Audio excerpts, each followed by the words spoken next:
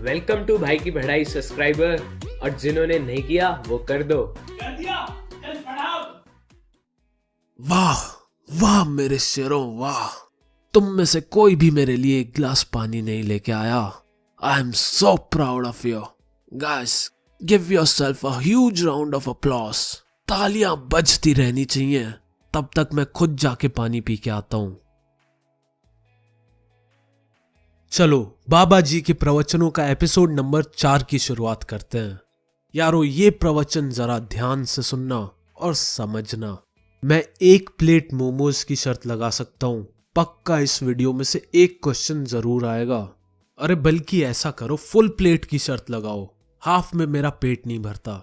अब हम basically organised और अनऑर्गेनाइज्ड सेक्टर की बात करेंगे और उनके बीच के डिफरेंसेस को देखेंगे।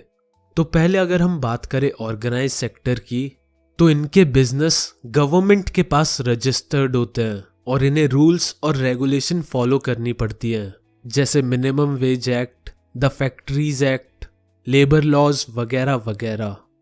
सेकंड पॉइंट है, जो लोग इस सेक्टर में काम करते हैं उनके पास जॉब सिक्योरिटी होती है, यानी बिना किसी वजह से उनको उनकी जॉब से निकाला नहीं जा सकता। थर्ड पॉइंट है, इस सेक्टर में जो काम करते हैं वो सिर्फ एक लिमिटेड आवर्स के लिए काम करते हैं और वो लिमिट है 48 आवर्स अ वीक।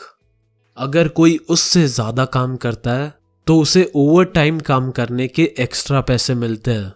फोर्थ, इस सेक्टर में लोगों को पेड हॉलीडेज भी मिलती हैं, यानी अगर कोई छुट्टी पे चला जाए तो उसकी सैलरी नहीं काटी जाती। फिफ्थ, इस सेक्टर में वर्किंग कंडीशंस बहुत अच्छी होती हैं, बेसिक फैसिलिटीज जैसे पीने का पानी, सेफ्टी इक्विपमेंट्स वगैरह मौजूद होते हैं। सिक्स्थ, रिटायरमेंट के बाद पेंशन भी मिलती है। सेवेंथ हो जाएंगे हमारे एग्जाम्पल, सारी कंपनीज जिनके एंड में प्राइवेट लिमिटेड होता है या कोई भी प्राइवेट स्कूल, हॉस्पिटल और बैंक, ये ऑर्गेनाइज सेक्टर का पार्ट होती हैं। अब चलो अनऑर्गेनाइज सेक्टर पे। वैसे ये इजी सा है, जो भी मैंने अभी तुम्हें ऑर्गेनाइज सेक्टर के पॉइंट्स बताए हैं उन सब पॉइंट्स के आगे नॉट लगा दो और तुम्हें अनऑर्गेनाइज सेक्टर के सारे पॉइंट्स मिल जाएंगे। जैसे पहला पॉइंट है कि अनऑर्गेनाइज सेक्टर में जो बिजनेस होते हैं वो गवर्नमेंट के पास रजिस्टर्ड नहीं होते और ये गवर्नमेंट के रूल्स और रेगुलेशन भी फॉलो नहीं करते। यानी जैसे तुम बिना लाइसेंस के अपनी स्कूटी दौड़ाते रहते हो, वैसे ही ये लोग बिना लाइसेंस के अपना बिजनेस चलाते रहते हैं।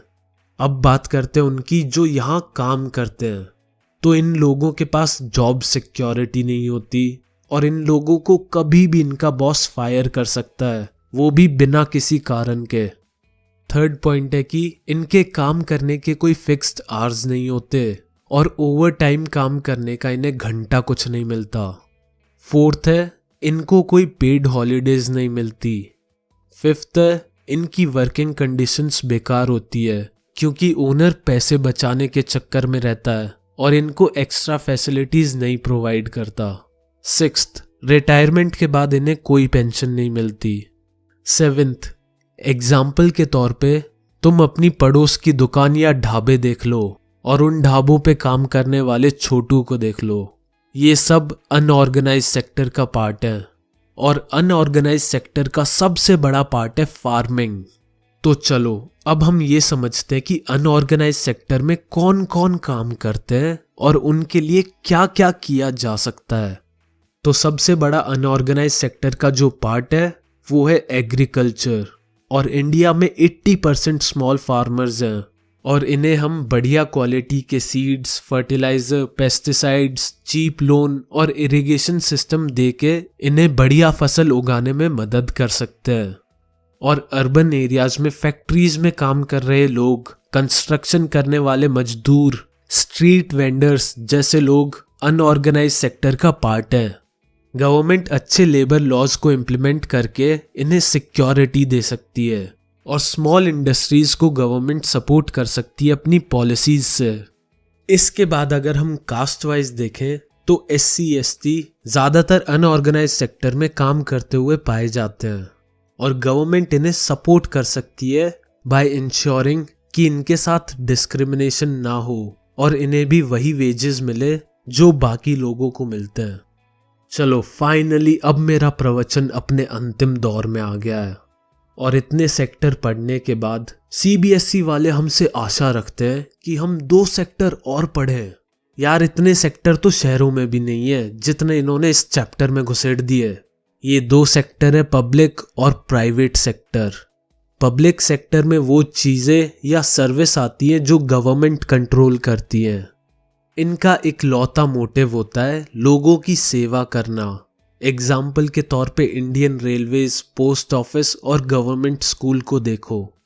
प्राइवेट सेक्टर में वो कंपनियां आती हैं जो कोई एक इंडिविजुअल या एक ग्रुप कंट्रोल करता है। इनका इकलौता मोटिव होता है ज्यादा से ज्यादा प्रॉफिट कमाना, यानी लोगों की जेब से पैसा निकाल के अपनी जेब में डालना। एग्जाम्पल के तौर पे रिलायंस को देख लो, कोई प्राइवेट कंपनी जैसे फिटजी, टाटा, मैकडॉनल्ड्स वगैरह वगैरह। अब तुम में से कुछ बालक ये सोच रहे होंगे, यार ये रेलवेज, इलेक्ट्रिसिटी, रोड्स, वाटर जैसी चीजें प्रोवाइड करना पब्लिक सेक्टर में क्यों है, ये प्राइवेट सेक्टर में क्यों नहीं है? तो फर्स्ट रीजन है इन कामों में बहुत ज्यादा पैसा लगता है। जैसे कि हर घर में बिजली पहुंचाना, रेलवे ट्रैक्स और स्टेशन बनाना, इनमें ऑलमोस्ट लाखों करोड़ों का खर्चा आता है। इतने पैसे तो अंबानी के पास भी नहीं है।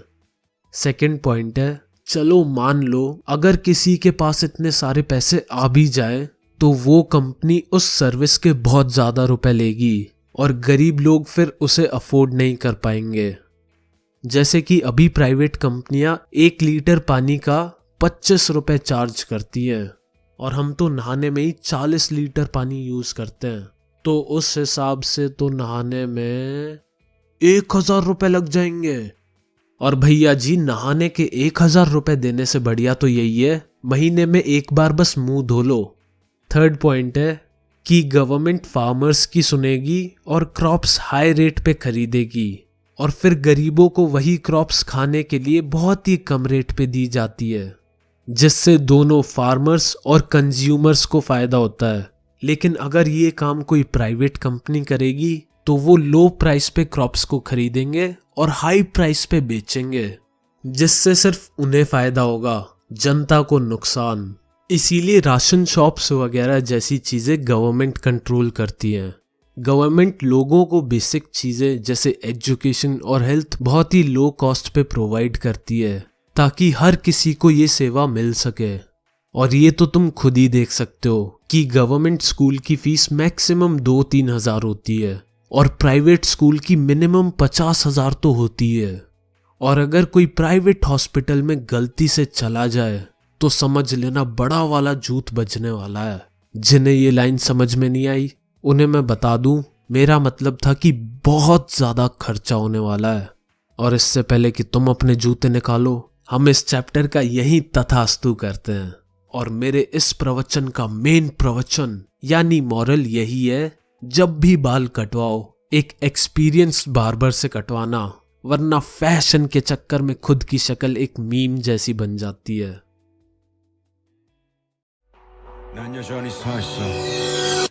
그대